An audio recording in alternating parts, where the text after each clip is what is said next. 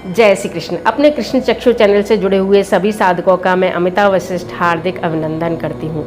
आज का वीडियो अश्वत्थ अर्थात पीपल वृक्ष के बारे में, जिसके मूल में ब्रह्मा, जिसके तने में विष्णु और शाखा में महेश्वर अर्थात शिव का स्थान बताया गया है, जिसके पत्र पत्र में समस्त देवता और ग्रहों का निवास रहता है, उन वृक्षराज की संज्ञा पीपल वृक्ष को दी गई है। हमारी सुप्रसिद्ध गीता जी में श्री कृष्ण ने स्वयं अपना स्वरूप ही पीपल वृक्ष को बताया है। हमारे वेदों में, 18 पुराणों में, ब्राह्मण, आरण्यक, उपनिषद समस्त महत्वपूर्ण ग्रंथों में पीपल की भूरी भूरी प्रशंसा अवश्य की गई है। हमारा विज्ञान भी पीपल की महत्वपूर्ण भूमिका से परिचित है। विज्ञान द्वारा यह साबित हो चुका है कि 24 घंटे ऑक्सीजन देना अर्थात सकारात्मक शक्तियों का संचार करने में पीपल की महत्वपूर्ण भूमिका है।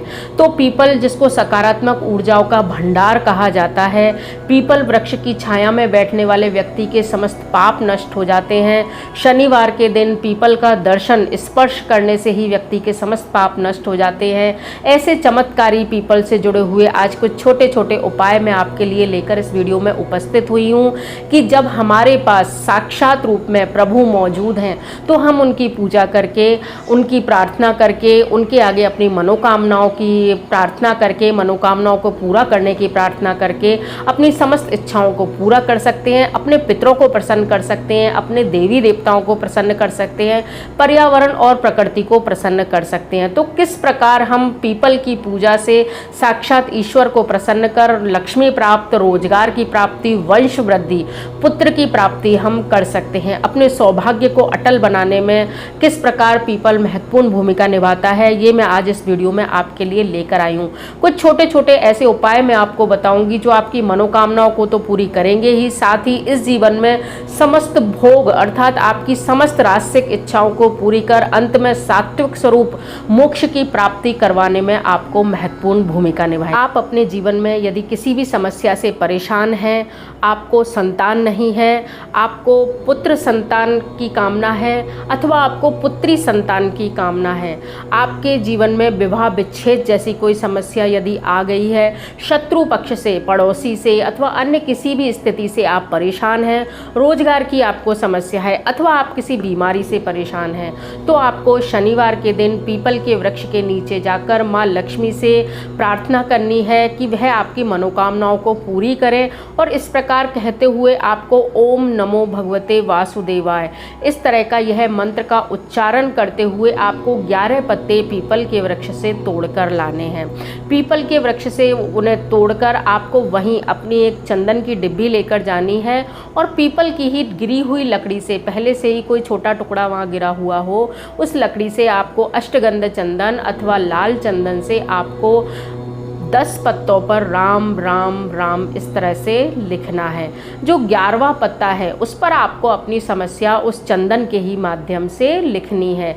इस तरह करके आपको एक माला बनाकर लेकर आनी है। मौली से अथवा किसी सूत के धागे से आप उस माला को बनाकर ला सकते हैं। और जहाँ कहीं भी कोई प्राण प्रतिष्ठित हनुमान जी का मंदिर हो, वहाँ यदि आप इस माला को चढ़ा देते हैं तो आपकी हर समस्या का समाधान हनुमान जी और माँ लक्ष्मी मिलकर कर देते हैं। तो यह प्रयास, यदि आप अपने जीवन में किसी भी समस्या से परेशान हैं तो आप यह प्रयास करें। 7 शनिवार यदि आप लगातार इस कार्य को कर लेते हैं तो आपके जीवन की हर समस्या समाप्त हो जाती है। इस बात को आप विश्वास पूर्वक मानिए। शास्त्र प्रामाणिक यह विधि है। यदि शास्त्रों में प्रामाणिक इस विधि का आप भली भांति से पूर्ण श्रद्धा भाव से यदि आप अनुसरण करते हैं तो आपके जीवन की हर समस्या समाप्त हो जाती है। ऐसा कहा जाता है भगवान हनुमान जी को राम का नाम अत्यंत प्रिय है। जब हम उस माला को बनाते हैं तो 5 राम के नाम की पत्र जो हैं वो एक तरफ दाईं ओर लगे रहते हैं, 5 नाम के पत्र बाईं ओर लगे रहते हैं और बीच में जो हम समस्या का पत्र लगाते हैं तो भगवान जब उस राम राम राम राम की माला जपते हैं तो बीच में जो समस्या आती है उसे वो आपकी ज़िंदगी से, जिसने भी उस माला को अर्पित किया है, उससे ज़िंदगी से आपकी उस समस्या को हनुमान जी कृपा करके हटा देते हैं। तो पहला अचूक उपाय ये है। दूसरा उपाय है कि यदि आप पितृदोष की समस्या से परेशान हैं, आपने अपनी कुंडली किसी को दिखाई है, आपकी कुंडली में पितृदोष यदि बता दिया गया है, तो आपको एक छोटा सा उपाय करना है। यदि कोई समस्या आपके जीवन में नहीं भी है, आप अपने किसी मंत्र की सिद्धि करना चाहते हैं, आप अपने इष्ट देव से प्रेम करते हैं, आप समस्त देवी देवताओं को प्रसन्न करना चाहते हैं, आपकी ज़िंदगी बहुत ही अच्छे रास्ते पर चली हुई है, आपकी ज़िंदगी अच्छे से बहे जा रही है और आप जो कुछ आपके जीवन में चल रहा है उसको आप मेंटेन करके रखना चाहते हैं या और उत्तरोत्तर प्रगति आप अपने जीवन में चाहते हैं, तो यह जो उपाय मैं आपको बताने वाली हूँ, यह प्रत्येक व्यक्ति को, प्रत्येक ग्रस्त व्यक्ति को यह कार्य अपने जीवन में नित्य दिनचर्या में शामिल कर लेना चाहिए। यदि नित्य दिनचर्या में आप शामिल नहीं भी कर पाएँ तो चातुर्मास में कुछ विशेष बड़े महीनों के शनिवार को आप यदि इस उपाय को करते हैं तो आपके जीवन में अभूतपूर्व सफलताएं आपको देखने के लिए मिलती हैं। पीपल का वृक्ष मनोकामनाओं को पूर्ण करने का एक भंडार है, वह प्रत्यक्षदर्शी ईश्वर के रूप में हमारे ज़मीन पर मौजूद हैं, तो हमें अवश्य ही उनकी पूजा करनी चाहिए। पीपल का वृक्ष जितना अधिक पुराना हो बहुत अच्छा रहता है। यदि आपको लगता है कि आप कहीं पुराने वृक्ष पर नहीं जा सकते हैं तो अपने घर में माफ़ कीजिएगा पश्चिम दिशा की ओर आप इसको लगा सकते हैं, पश्चिम दिशा की ओर गमले में भी आप इसको लगा सकते हैं। 4 महीने उसकी पूजा करने के बाद चातुर्मास में यदि आप करना चाहते हैं या थोड़े दिन 1 या 2 साल उसकी पूजा परिचर्या करने के पश्चात यदि आप उसे किसी मंदिर या सार्वजनिक स्थल पर लगा देते हैं तो यह भी आपके जीवन के लिए बहुत अच्छा रहता है। तो अब मैं आपको बताती हूँ एक ऐसा सामान्य उपाय जिसे करके आप अपने पितृदोष संबंधी, अपने घर के देवताओं से संबंधित, अपने इष्ट देव को प्रसन्न करने में जिससे बहुत महत्वपूर्ण भूमिका रहती है, आपके जीवन को सुचारू रूप से चलाने के लिए, आपके जीवन को गतिमान रखने के लिए, जो इसमें बहुत महत्वपूर्ण भूमिका जो कार्य निभाता है, उस कार्य को मैं अब आपको बताने वाली हूँ। थोड़े से प्रयास से ही आप अपने जीवन को अच्छे से चला सकते हैं, अपने जीवन में मधुरता रख सकते हैं और अंत में भोग और मोक्ष दोनों की प्राप्ति कर सकते हैं। इसके लिए आपको तांबे के लोटे में ये सामग्री जो है वो इकट्ठा करके पूर्व में ही रख लेनी है। यदि आप चातुर्मास में ये कार्य करना प्रारंभ कर रहे हैं तो एक लोटे में ये सारी सामग्री आप एकत्रित करके रख लें। तांबे का लोटा आपको सर्वप्रथम लेना है जिसका कंठ बंधा हुआ हो। ध्यान रखना है जब भी आप कोई जल चढ़ाते हैं, किसी भी इष्ट देवता की पूजा करते हैं अथवा घर में भी अगर लोटा आपके पास है, गोलाकार आकृति वाला जल का पात्र यदि आपके पास है, उसके कंठ को आप सदैव मौली से बांध कर रखें, उसके कलावे से सदैव उसको बांध कर रखें। बिना कलावा बंधा हुआ, बिना कंठ अवरुद्ध हुआ जो बर्तन है वो शुद्ध नहीं माना जाता है, पात्र वह अशुद्ध माना जाता है। तो एक तांबे का लोटा या तांबे का कोई बर्तन लें जिसका कंठ कलावे से बंधा हुआ है। उसमें आपको सर्वप्रथम इंद्र जौ डालने हैं। इंद्र जौ आसानी से किसी भी पंसारी की दुकान पे मिल जाते हैं। ये काले रंग के और थोड़े बड़े होते हैं, सामान्य जौ से थोड़े अलग होते हैं। तो इंद्र जौ आपको लेने हैं। इसके पश्चात दूसरी चीज़ आपको लेनी है काले तिल। तीसरी चीज़ है दूब का रस। दूब सहजता से हमें कहीं भी मिल जाती है। यदि आपको लगता है कि भाई नित्य नहीं निकाला जा सकता, हर शनिवार को नहीं निकाला जा सकता, तो आप थोड़ी सी दूब लाकर उसको किसी भी पात्र में उसको पीस के उसका रस आप इस सामग्री में पहले से ही मिला के रख सकते हैं। इंद्रजौ और काले तिल में उसका रस आप डाल सकते हैं तो थोड़ा सा उसका जो अंश है वो उसमें आ जाएगा। 2 लौंग आपको लेनी है, 2 बताशे आपको लेने हैं, 5 पुष्प, यदि 5 प्रकार के हों तो ठीक है, वरना एक ही प्रकार के 5 पुष्प आप ले सकते हैं। कुशा यदि आपको मिल जाती है तो थोड़ी सी कुशा उसमें डालें, तो 1 तुलसी का पत्र उसमें डालें, कच्चा दूध डालें, मौली अर्थात कलावा आप उसमें डालें, चंदन या यदि आप उसमें ही डालना चाहें उसमें डाल सकते हैं, वरना आप अलग से लगा सकते हैं। साथ में आपको घी अथवा तेल का एक दीपक ले जाना है। पितृ तेल से अधिक प्रसन्न होते हैं। यदि आप देवता और अपने इष्ट देव के निमित्त कर रहे हैं तो आप गाय के घी का दीपक ले जाएं। यदि आप पितरों के निमित्त या अपनी समस्या के किसी निमित्त कर रहे हैं, शनिदेव को प्रसन्न करने के लिए आप कर रहे हैं, राहु को प्रसन्न करने के लिए यदि आप कर रहे हैं तो आप तेल का दीपक ले जाएं। साथ ही धूप बत्ती और अन्य जो भी नैवेद्य, जो भी प्रसाद सामग्री आप ले जाना चाहें वहाँ ले जा सकते हैं। आप चाहें चींटियों के लिए जो कसार जैसे हम कहते हैं, चींटियों के लिए पंजीरी जैसे हम कहते हैं, वो भी आप सेक कर ले जा सकते हैं। अब ये सारी सामग्री आप लोटे में डालें, उसके ऊपर से आप जल डालें। दक्षिणा स्वरूप भी आपको 1 रुपये 11 रुपये जो भी आप ले जाना चाहें वो ले जा सकते हैं। अब आप उस जल को घर से यदि नंगे पैर जा सके तो बहुत श्रेष्ठ रहता है, नंगे पैर आप जाएं, अन्यथा आप जैसे भी जाएं आपकी सुविधा से। और ये जल आप बहुत श्रद्धा से, बहुत अच्छे भाव से, यदि तर्जनी और अंगूठे के बीच से अगर आपको पितरों को प्रसन्न करने के लिए चढ़ाना है, आप किसी ग्रह दोष से परेशान है, पितृ दोष से परेशान है, तो अंगूठे के बीच से, अंगूठी और तर्जनी के बीच से आपको ये जल इस तरह से छोड़ना है, अपने दाईं ओर आपको छोड़ना है।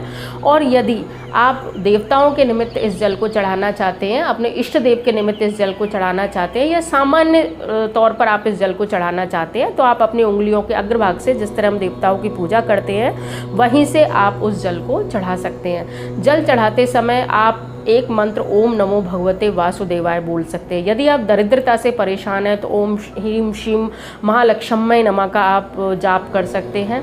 और अगर आप किसी ग्रहों के दोष से परेशान हैं तो आप ब्रह्मा मुरारी त्रिपुरांतकारी भानु शशि भूमि सुतो बुधश्च इस मंत्र का आप पाठ कर सकते हैं। यदि आप चाहें तो मेरे वीडियो में इसको देख सकते हैं, इस मंत्र को।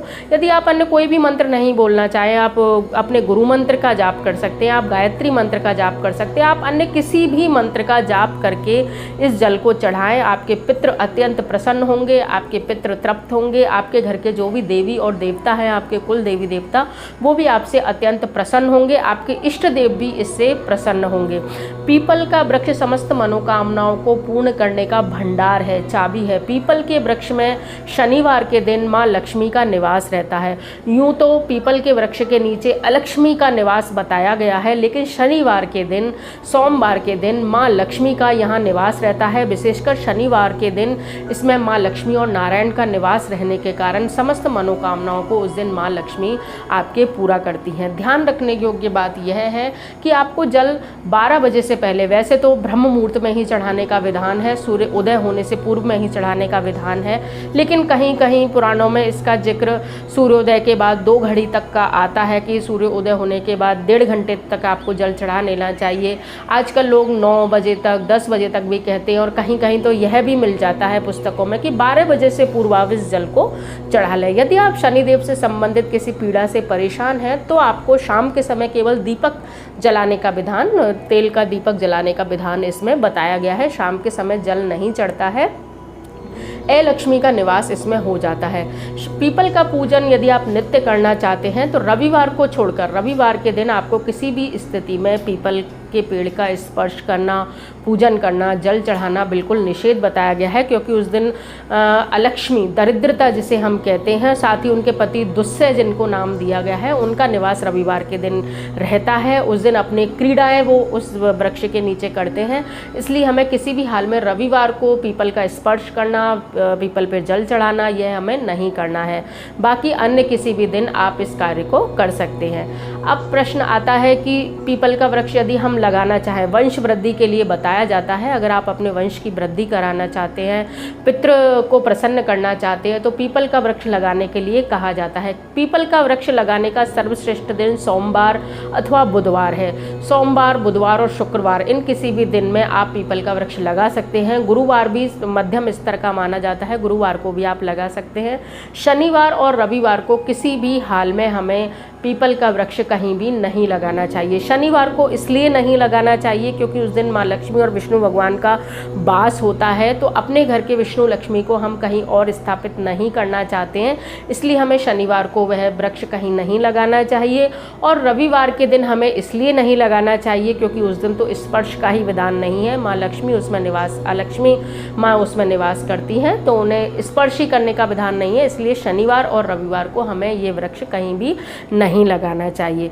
तो इस प्रकार ये छोटे छोटे उपाय हैं जो हमें पीपल की पूजा करने से हमारी समस्त मनोकामनाओं को पूरा करते हैं। मंगलवार से 21 जुलाई से चातुर्मास प्रारंभ हो रहे हैं। यदि आपकी कोई भी मनोकामना है, आप संतान से संबंधित किसी समस्या से परेशान हैं, आप रोगों से परेशान हैं, आप अन्य किसी भी प्रकार की समस्या से परेशान हैं, ये सारी सामग्रियां मिलाकर आप जल चढ़ाइए, पीपल पर जल चढ़ाइए, उनकी 4 प्रदक्षिणा भी कीजिए, अगर ज़्यादा कर सके तो बहुत बेहतर है, अन्यथा 4 परिक्रमाएं आप अवश्य कीजिए। आपकी समस्त समस्त मनोकामनाएं इससे अवश्य पूर्ण होंगी, ये मेरा पूरा विश्वास है। क्योंकि ये सारे शास्त्र विहित कर्म है, शास्त्रों में हमारे ऋषि मुनियों ने बहुत कुछ देखकर ये सारे जो कर्म हैं वो हमारे लिए बताए, ताकि हमारा जीवन अच्छे से गतिमान हो सके, हमें भोग और मोक्ष दोनों की प्राप्ति हो सके। तो अवश्य इस उपाय को अपनाइए, अपने जीवन को सुखमय बनाइए। कैसा लगा आपको मेरा ये वीडियो? अगर अच्छा लगा हो तो प्लीज़ लाइक करिए, शेयर करिए, अपने शुभ चिंतकों तक इसे ज़रूर पहुँचाइए, ताकि उनको भी इस सब चीज़ों का लाभ मिल सके। धन्यवाद। जय श्री कृष्ण।